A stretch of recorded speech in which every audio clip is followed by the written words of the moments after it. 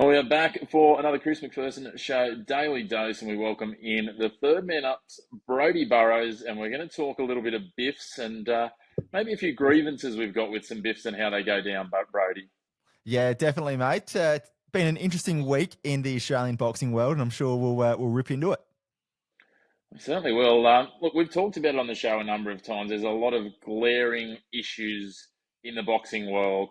And again, the nearest comparison that I want to use for boxing, and we'll probably refer to this a few times through this, is the UFC. First of all, boxing, let's start at the top. There is multiple different divisions, different organizations running boxing, which means that at any given point, you can have half a dozen different world title holders just in one weight category alone. That in itself puts an asterisk over anything that anyone wins. Not just that, wins, losses, they count in this. With the IBA, they don't count over here, and it's an absolute nightmare to try and keep up. And unless you're that undisputed champion, you never really know where you sit. Like you have champions who are number 8 in the world, number 7 in the world, and until you finally get to that real top tier, and when you're talking, top 1, 2, 3 in the world, that's where I think you can really see they're either championship contenders or they're really at the top of their game. But to be honest, mate, it's there's too many titles in the world of boxing, and that's been the case for at least the last 10 or 15 years, if not even longer. Well, it looks like there's going to be more as the Saudi Arabian money comes in, and hopefully more will eventually mean less if money can do the talking, and hopefully eventually stylize it into one path. But I even get confused sometimes with the boxing, and I'm not as avid a boxing fan as you are. I really enjoy watching a good quality boxing fight and watching some of these fighters, and we'll talk about some names shortly. But you talked about it before. You can have an undisputed champion, but an undisputed champion, like I might be an undisputed champion. That's clearly a very long possibility. We know that because I can't fight my way out of a wet paper bag. But I might offer to fight you, and you might be the number 2 contender for WBO, and I might say, well, we'll fight for my WBO and my WBA, but not my IBF, and then it gets split again, and then oh, I'm just going to hang around. I'm going to decline fights until eventually someone forces my hand, or I'll take a fight just to make the numbers so I can keep my fight.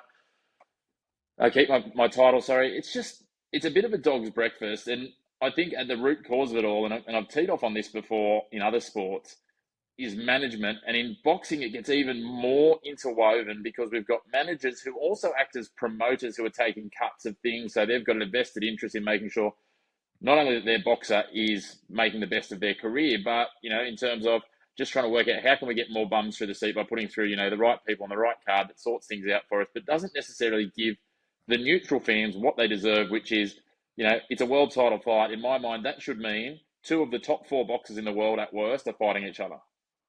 Absolutely. Hit the nail on the head there, Chris, and covered off a lot of points I planned on making, actually, mate. And look, for me, I think it should not be allowed where a promoter is also a manager. It's just not right. And eventually it's going to affect the boxer because we all know, I mean, look at Don King with Mike Tyson. He just milked that teat absolutely dry. And I think there's a couple of Australian promoters that have gone through the Don King business school of boxing promotion. And it's not a good idea when you start mixing those two. And fully agree with what you said when it comes to the top 2, top 3, top 4.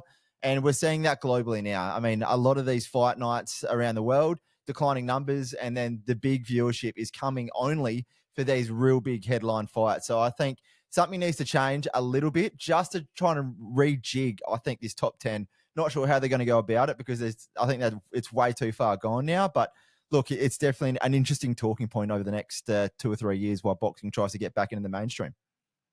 Yeah, it certainly, as I said, it almost seems like the most obvious path. And again, it will most likely come down to dollars and everyone getting their pound of flesh along the way, which is part of the challenge. You've also got a lot of these organisations that have got people that are sitting in there and just, I'm XYZ title at the IBF, I'm XYZ title at WBO, and they're just hanging on to these titles where they're probably not adding, they're not adding value to boxing in the majority. There are some that are, I will give them that. Not all of these people are, reprobates, and we're not suggesting that all of them are, even some of the ones that we'll talk about a bit more specifically shortly. We're just going to use them as some examples, but it just becomes so blurred. And we were talking about this before. Not only is it blurred where you've got managers here and then you've got promoters here, on the other side of promoters, you have media. And now we've got some of these promoters that are interweaving fingers into the media. We see it, as I said, in rugby league where certain people have got leverage and pull. And you can never completely avoid it, right? Because there's always going to be conflicts of interest and connection. But when people are actually wearing multiple hats and then having significant influence over those other pieces, it just becomes an absolute dog's breakfast. And look, again, I want to make this clear that we are not doing this as a single call out of this company is the only one that's doing something wrong. I think they're just the most obvious at the moment because of the boxes that they're managing in the Australian landscape in terms of No Limit, who are sitting at the core of this. And, undoubtedly George and the Rose family and everyone else that sits behind No Limit are doing what they believe is best to make sure they set their boxes up for their long-term future, as we see a lot of the time in sports administration, management, and a lot of these things. But from the outside, I just can't see how it does shape that way, especially when we look at some of the recent decisions, most notably with the Zoo brothers. Yeah, absolutely. And look, I'm glad you touched on the media there, and a few things have come out, and obviously the ties in with Fox Sports and the partnership that No Limit does have with Fox Sports. It just all of a sudden Fox Sports is this independent news company. It just loses its credit. Oh, not really, but they're supposed to be, especially when they're showing these fight nights, and it's just a bit of a slap in the face to fans when they know they're not getting the authentic product. And not only that, but they're not getting, you can tell that they're getting told things through their earpiece, making sure they're saying the right things, and they're not getting what you'd see on a main event. If it's a Fury fight or if it's a Usyk fight, you can see that where you really get the analysts and they pull apart these, these boxes from start to finish. And we've heard Jeff Fennick spoke out before about a lot of this, and then all of a sudden he gets muzzled, and Jeff's not, one of the best minds in boxing, who says some things which he probably shouldn't. But at the same time, when you got someone like that who the Australian fan base absolutely loves, no longer allowed to speak on a lot of these cards, for me, I think it's something that we got to be really careful of. If we want to promote these fights, we got to allow transparency in it. Yeah, I agree. And we talk about this and we look at Nikita's newest opponent, and you're much more versed in this. But, you've only got to look at, and again, we'll look at that News Corp stable, that, DAZN, whatever it all links into now. But, you've got Fox Sports, you've got Code Sports, you've got news.com and the Daily Telegraph. And a lot of the stories are talking about this opponent, about, his undefeated record and, how much of an international killer he's going to be, and, Nikita coming up against him. But when you kind of dig below the surface, that's maybe not as, it's not to say that he's not going to be a decent opponent. I don't know enough about the people that he's fought, but when you look at it on paper, there's some question marks that don't add up with their story. And unfortunately, the casual boxing fan is consuming their boxing from these sources.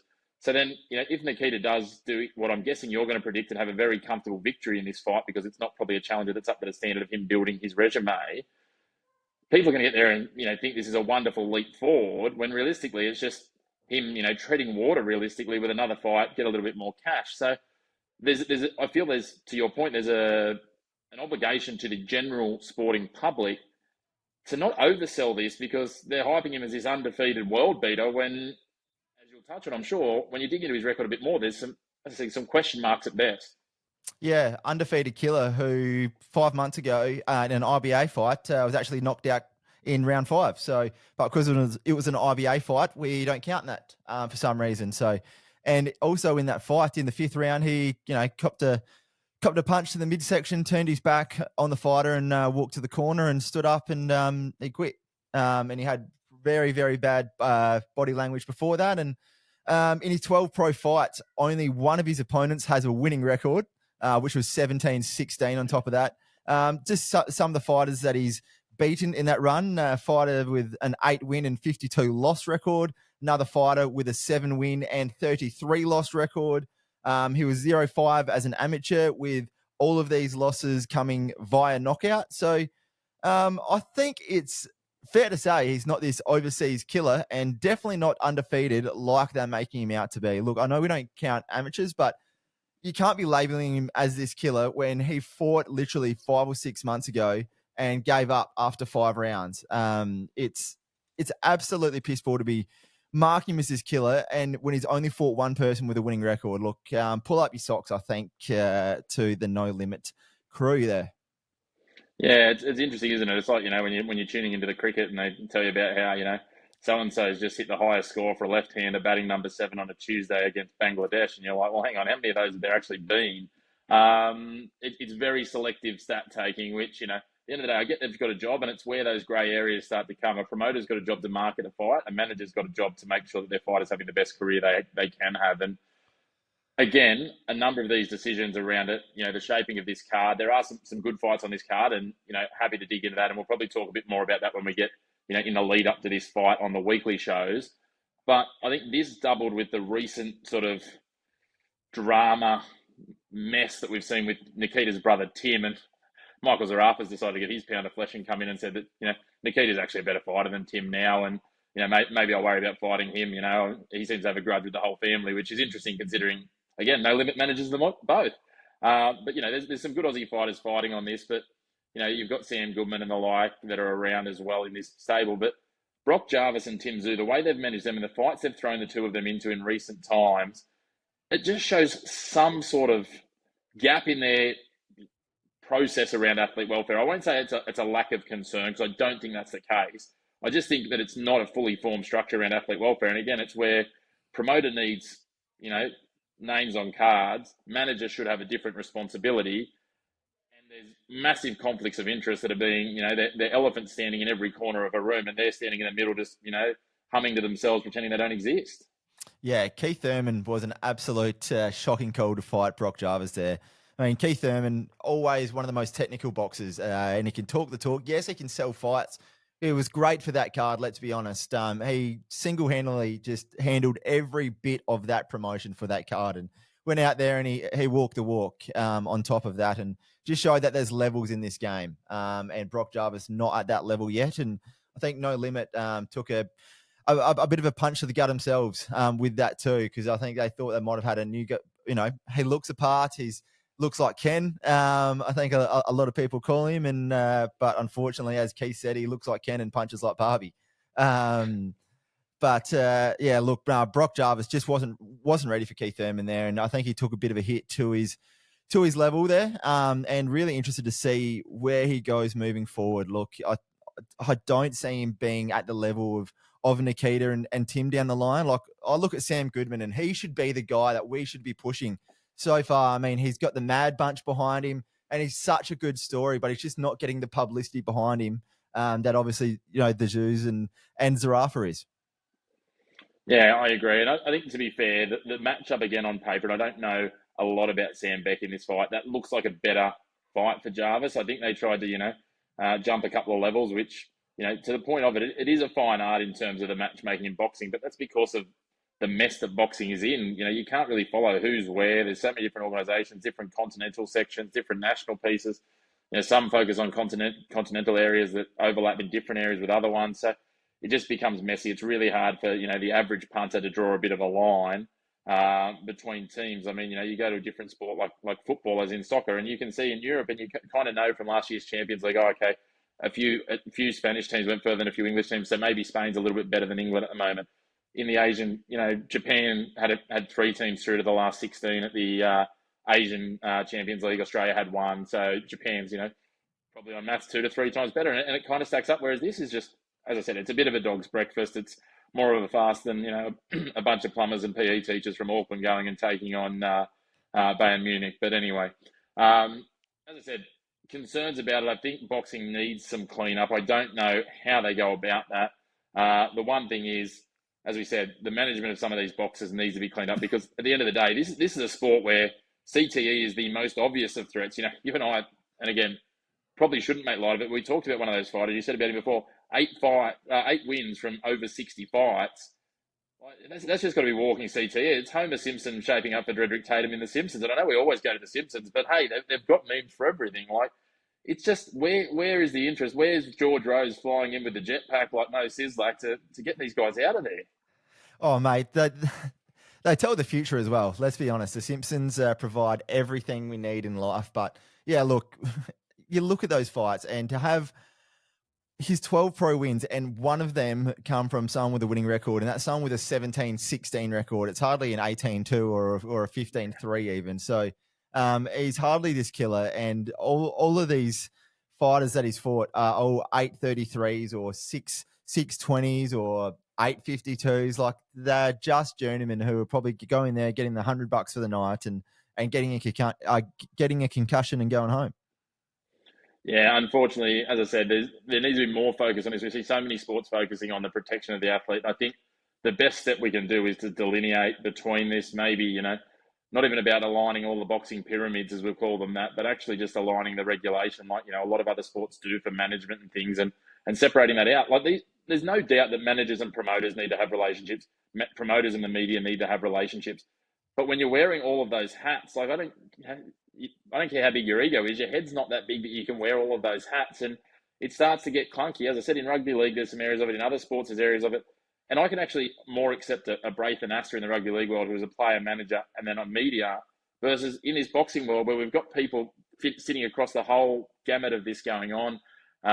Again, I actually think some of the stuff that George Rose and No Limit have done for the sport is actually really wonderful. So I don't want this to be seen as just driving by, kicking George Rose and his team. I think they've done some really great things between No Limit. They've got the black money involvement with rugby league and a few other sports as well. I think some of what they're doing to support, especially some of the Indigenous and marginalised sporting people in the Australian community, is great. So overall, like I'm giving them a 6 or a 7 out of 10. I just think there's some real concerns about what they're doing at the top level of their boxing business, and I think that's the root cause of what we need to address.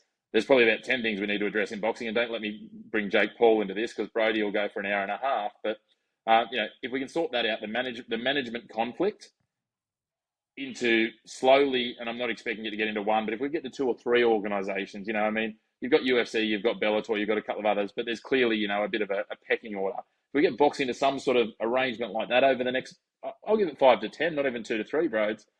Those 2 things alone, with some welfare and structure around the management piece and the fighters, boxing will be back to where it belongs as the sport of kings.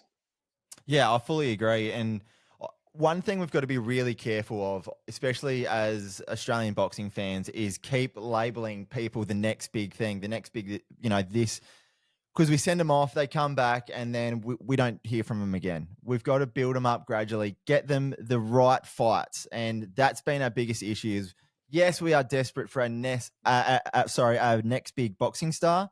But at the same time, unless they are a freakish talent, unfortunately, we just don't have, the facilities a lot of the Americans do, a lot of the Mexicans do, which we're seeing, Mexico is just going bananas there in the boxing world at the moment. But we just need to stop getting around the hype that the promoters are trying to push onto us, and just get back and try and just read between the lines a little bit, because the promoters are going to always do their job, but at the same time, look what's happened to Tim. We don't want the same thing. We don't want to be talking about Nikita in 2 years' time, saying he's back here after an unsuccessful stint in America. Is he going to fight again? Yeah, look, there's a burden already there with the expectation that comes with their name without adding more to it. But I think, we're guilty of that in a lot of sports, to be fair, of, earmarking, someone as, is he the next Gary Ablett? Is he, is he the next Andrew Johns? Is he the next Darren Lockyer? Is he the next Steve Waugh? Unfortunately, that's what we do as a sporting public, which is tough, but it's even harder when, you've got the likes of their promoters. And again, I know they've got a job to hype them there, but, look at what they're talking about with Nikita Zoo. And, the last time he fought in Melbourne, it was, just defeated Ben Bomber. And, Ben Bomber had 6 professional fights. That was the last one. The bloke hasn't fought since 2023. Like, this is a guy, yes, he'd won 5 fights, but if you look through his fight record, he'd fought twice at the Melbourne Pavilion at Flemington. He'd fought once in Bendigo. Like, again, I don't want to hang shit on Bendigo, but let's just bring our expectations in a little bit, right? Let's put this into perspective of where it is. And hats off to Nikita if he gets this fight win. Hats off to Sam Goodman if he wins this next fight. Hats off to Brock Jarvis if he wins this next fight. But let's just put it into perspective of where it sits in the pecking order of everything. Because as you said, even if you get to number 10 in the world, you're still some way potentially away from fighting for any of the 5 world titles, let alone if it becomes unified and we get down to 1 or 2. Like at the end of the day, these guys aren't ranked. They're not sitting in the top 20 of their divisions, let alone the top 30 or 40 probably. That's probably where they're starting to sit. So at the end of the day, it'd be like sitting there talking about Alexei Poprin and going, oh, geez, I reckon Alexei Poprin's going to win the US Open in a month's time. Like, again, I know I'm mixing my sporting metaphors, but I just think, take a breath, Australia. George Rose, boxing promoters, pick a lane. Try and stick as much as you can to it. I know there's no perfect fences and ring fencing of all this, but, delineate it, separate it, set up a separate entity to hold the other side of it if you need to, and put some Chinese walls in. But at the end of the day, it's all got to come down to what's best for 2 groups of people. At number 1 is the athletes. At number 2 is the fans, and that includes the neutral fans, not just the boxing purists. And we need to be able to give them a genuine understanding of where a fight stacks up. Just because it's number 40 in the world versus number 52 doesn't mean that's not going to be a great match. But we need to understand that that's not a genuine, world title, or, there's a belt up for grabs. But what does that belt mean in the scheme of things? So I think there's some time for some navel gazing and mirror reflection, and somewhere in between for a lot of people in boxing. And hopefully, as we said, a few steps down the path, Brody. And look, if they need a consultant, I'm sure you're available for a significant 5 to 6 figure fee. Yeah, we'll see about that. But just one more before we sneak off. I think all the promotion is going to be headlined by Michael Zarafa, and his opponent in this one, a little bit of a crazy cat, Mikey Dullman in this one. He's had 2 jail stints. Once knocked an opponent clean out of the ring. Now, if you haven't seen this, look up Mikey Dullman, and he hits him that hard. The bloke literally folds up like he's sitting in a recliner, and then just decides to fall back outside of the ring. And his coach once tried to feed him rat poison to make him lose weight to make the cut. So he is an absolute mad unit. So I think the promotion and the interviews in the warm up will definitely be led by those guys. Yeah, I'm looking forward to that. His story, like I looked at some of the quotes from his press conference. He's like, the coach said to take some rat poison. I was like, what? Hell no. He doesn't mind mixing his words. The dude took me to take rat poison. I'm like, I'm not taking that shit. What the hell? Bizarre. I'm assuming that guy's not his coach anymore by the sound of it. But what a wild world boxing is, and this is the reason we need to clean it all up. But as we said, definitely some great fights on this card. I think we're both in agreement that it's not going to be the Nikita Tszyu fight. We'll talk a bit more about the actual card in full as it shapes up as we head towards the fight date, which is not too far away. But Brody, as always, mate, if people want to get more of your wonderful sports take with a bit more of an AFL focus generally, the Third Man Up podcast, you alongside the great man, the great Spider Everett, mate, talking a lot of sport regularly, and they can check you out on your socials and on the best podcast platforms. Yep, that's right, Chris. And thanks for having me on again, mate. Look forward to talking soon.